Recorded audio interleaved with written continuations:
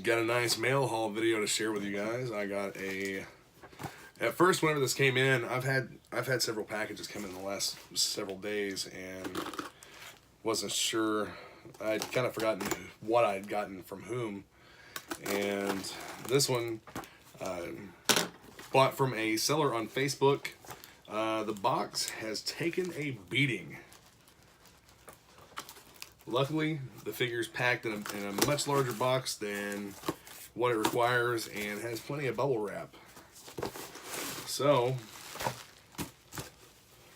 a little worried about the card due to how rough the box looks.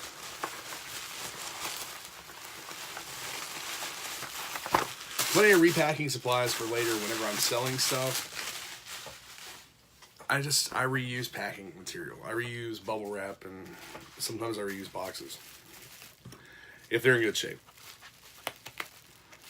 I don't send out anything in a rough or busted up box just because I don't want to take a chance on whatever I'm sending someone to be damaged in transit. So another sheet of bubble wrap, all taped up around the figure as well. So plenty of packing in this figure. The seller did a good job protecting it. I knew the condition of the card before I bought the figure, but I don't have this one on a regular sized card, and for the most part these will straighten out in a star case. Card's a little wavier than I expected, and it has a big vein across the back. Yeah, there's a big vein that goes all the way across. Still not disappointed. It looks like the card has been maybe damp, not damp, but just in a humid environment. Guys, this may end up being my vintage opener. May end up being my vintage opener. I really don't want to open it, but I mean, you know, the card is not in the best of shape.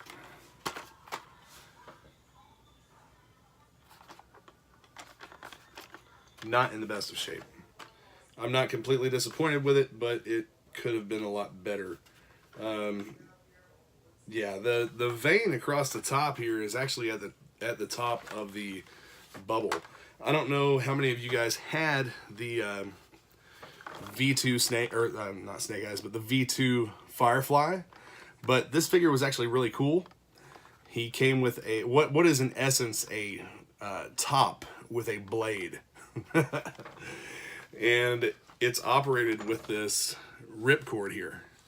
This is serrated, and the top of this little spinning device has a gear that these teeth engage, and you would basically like insert this in the back of this gold box, drop the top or the whatever this thing is called, drop it into the box, and it'll spin into place, and then hold your finger on the top, pull the ripcord, and this thing will come spinning out, and it stays upright on a little peg like a top. I mean, it's pretty cool.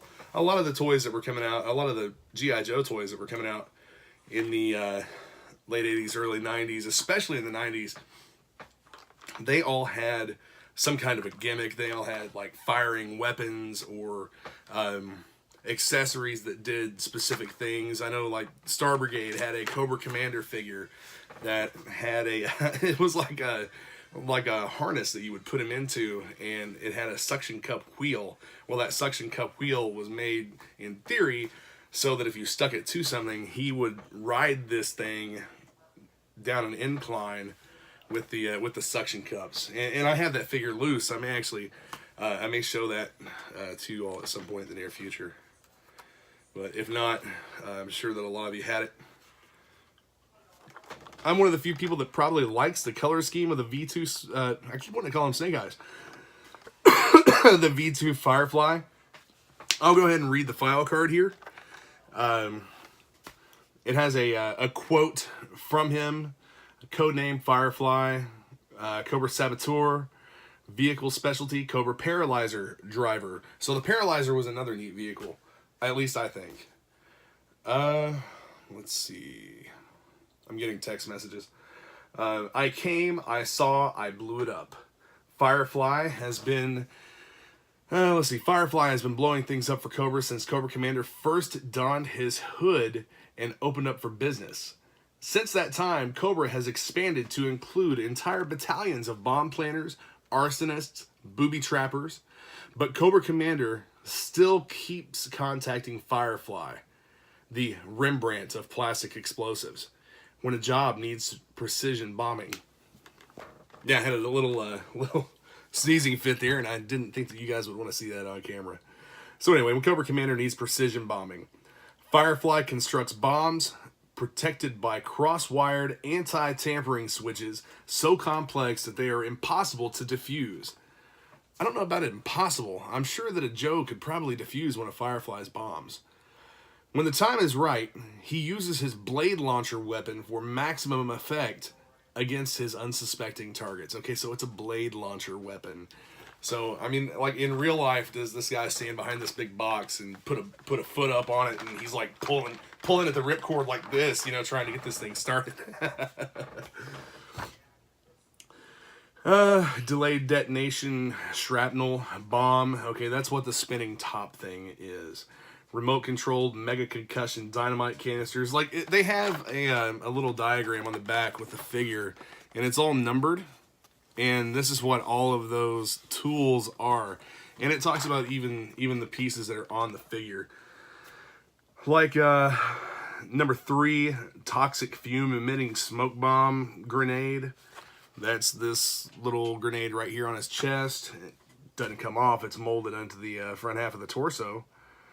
But yeah, I mean, there's a whole list of things down here. And this is what they started. This is like, I believe, 1991, which I believe is the year, either this year or the year after, I think, is when they went to the Battle Core sized cards, which these are a 6x9 card, I believe. Let's get a measurement here real quick. Yeah, 6x9. And here we have the top. It's right at 6 inches. The Battle Core cards, which I don't have one handy right now. I don't have one like within reach, but the Battle Core cards are a 6x10. And I really wish that someone would make Protect cases for those, because I have all of them stored in boxes, and I know a lot of other people do too. And those Protect star cases would be great for those. But here we have it, 1991 Firefly version 2. A lot of people dig on some of the 90s G.I. Joes because of the bright colors. You know, it's reminiscent of some of the stuff that Fun School put out, because the Fun School figures, they all have like bright, vibrant, weird looking colors. You know, I remember getting every one of these figures shown on the back here when I was a kid. Except, let's see, I didn't have all of the Eco Warriors, and I did not have all of the Drug Elimination Force. I had just about all the Ninja Force, though. Which, you want to talk about gimmicky figures? The Ninja Force were gimmicky figures. Those guys, some of them had like weird body constructions with spring-loaded arms or spring-loaded legs or waists. Did all kinds of stuff. So if one of them broke, I mean, like, how you gonna take it apart and fix it? It's got to replace the figure. This was originally purchased at Toys R Us for $2.99. I know that probably appears backwards in my, it may appear backwards in my video, but yeah, Toys R Us, $2.99. Man, if Hasbro would only do this again, if they would release figures just like this, same quality, and hell, I mean, even go back and re-release a bunch of them in different colors. You know, the way that I view collecting new stuff right now, since we don't have anything new coming out, third party is the future of the market. I know that we're going to have a movie coming out here soon, but for some reason I feel like they're going to bastardize and butcher the whole concept of the movie. I hope they don't, but it just, you know, given their track record, it looks like they're probably going to. You know, I don't want to see a some over the top, overblown love story with Snake Eyes and whoever, and you know, give me something at least as decent as Bumblebee. Don't rape my childhood. But Hasbro, there's no reason why they can't make figures like this. You know, I like the modern figures. Don't get me wrong, modern figures are cool. They're highly detailed. They have a ton of accessories. They're great figures. They also come with a price. If they made these, I mean, what would the price be today? Like $7, $8, maybe $7. I'd be down to pay $7 a piece from Hasbro for these, for figures like that. You know, they don't even have to come with a bunch of weird accessories or gimmicks or anything, but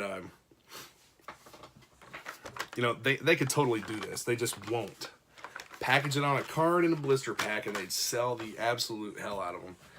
You know, these figures, these were not targeting, you know, fat dudes in their 30s and 40s buying toys. These were not targeting adult collectors. These were targeting kids. You know, let's see, ages 5 and up. Come on. You know, these figures were not targeting adults. These figures were targeting children. And that's what Hasbro needs to get back to, I think, in order to actually have a successful story with the GIJoe line again. The modern figures, you know, they're, like I said before, they're cool. I like them, but they're targeting guys like us. They're targeting adults. And, you know, the figures that we collect were not targeting adults. They were targeting kids. This is a child's toy. Come on. All right, guys. Thanks for watching the video. I've got a lot more stuff coming up. Check out this mail haul with me. I've got some more mail hauls. I don't have anything handy, but I will have some more mail haul videos coming. I want to get into doing like the MOC reviews, mint on card reviews and discussions about the figures. You know, reading the file cards and stuff like that. So if there's anything that you guys would like to see, be sure to hit me up, or if you have any questions or anything, feel free to ask. Connect with me on Instagram at the GIJoe Den. The tag is at the GIJoe Den, and that is spelled the YOOO Joe Den. Also, yeah, I'm not on any other social media except Facebook. Those of you who are watching my videos probably know me or have bought shirts or figures or something like that from me. So, yeah, feel free to hit me up wherever. Thanks, guys. Later.